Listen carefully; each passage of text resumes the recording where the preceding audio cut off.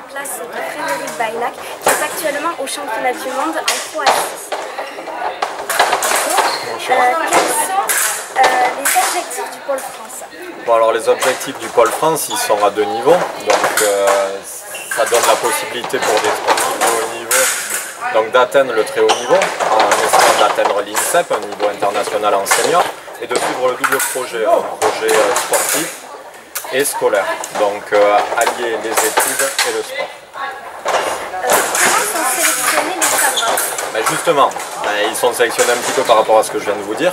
Donc ce n'est pas uniquement les résultats sportifs qui sont pris en compte, mais également les bulletins scolaires que nous pouvons voir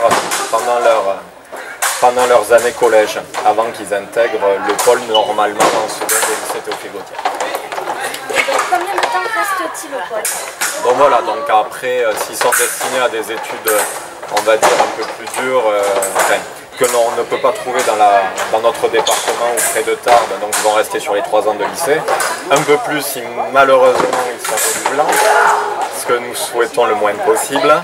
Et voilà, on dira entre 3 et 5 ans, des catégories cadet à junior, à 5 ans. Et donc nous savons qu'une grande partie de ces sabreurs est en équipe de France. Donc quels sont leurs résultats au niveau international?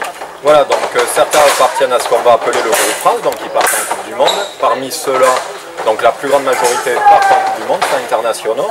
Parmi ceux-là, seuls 3 sont qualifiés pour les championnats du monde ou championnats d'Europe. Donc nous avons par exemple, qui est de Théophile Gautier, Annick Ederne, qui l'an dernier a été double vice-champion d'Europe en cadet. Cette année, nous avons en par équipe donc Charles Collot et Baptiste Dubarry qui ont fait vice-champion d'Europe. Donc, ce qui est vraiment pas mal. Nous avons aussi à noter comme performance Charles qui avait remporté l'épreuve de Coupe d'Europe de Londres. Bon, après, j'en oublie très certainement, mais pour l'essentiel, on en est pour les théophiliens, on va dire. Donc, dernière question, pensez-vous former les champions de demain? Nous espérons du moins. Voilà, bon, les résultats en compétition internationale sont de plus en plus durs. On voit qu'il y a de plus en plus de pays qui veulent avoir la part du gain. Le but d'un pôle France jeune, c'est de les amener au plus haut niveau. Au plus haut niveau dans les catégories cadets à junior. Après, ils intègrent l'INSEP à Paris, qui est là pour former le haut niveau, l'élite en senior. Donc nous, on est une sorte de passerelle entre les deux. Voilà, le but, c'est de les amener au plus haut niveau en junior, qui se sélectionnent pour des épreuves ensuite senior par l'INSEP et aller au plus haut niveau, comme on a pu le voir avec d'anciens théophiliens comme Nicolas Lopez ou Damien Touillat qui ont trusté les podiums olympiques. Merci beaucoup.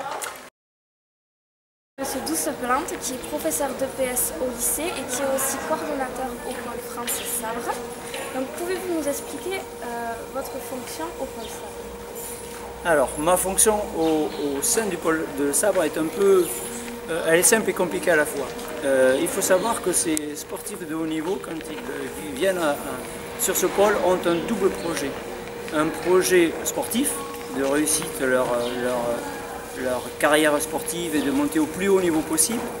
Et ils ont également un projet scolaire, réussir leurs études.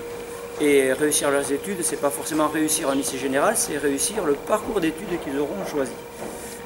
Donc en ce moment, les élèves du pôle sont plutôt scolarisés au lycée Théophile Gautier, en lycée général, mais j'en ai eu par des années précédentes scolarisés dans des sections de BTS, de CAP, etc. etc.